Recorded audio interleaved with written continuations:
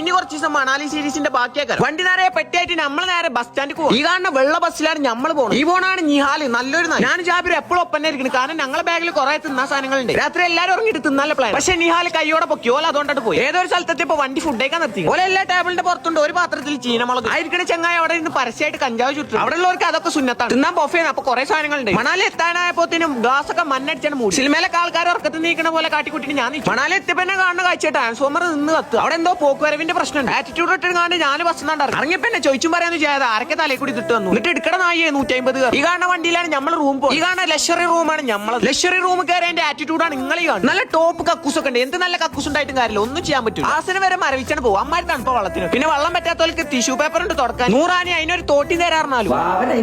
ഇവിടെ നമുക്ക് ബൊഫേ കാണുന്ന ചൊറുക്കന്നെ തിന്നാൻ വലിയ രസമൊന്നുമില്ല. തണുത്ത് മരവിച്ചു കണ്ട് എന്ത് ചെയ്യുമ്പോഴൊക്കെ സ്ലോ മോഷൻ. ഈ ചൂനെ കണ്ട നോർത്ത് നിന്നൊക്കെ വരുന്ന ലിഫ്റ്റ് കിട്ട പെണ്ണുങ്ങളൊപ്പുള്ള തന്താര പോലെ. ഞാനിത് കൂടി നടക്കുമ്പോ ഷാറുഖ് ഖാനായ പോലെ ഒക്കെ ഒരു തോന്നല്.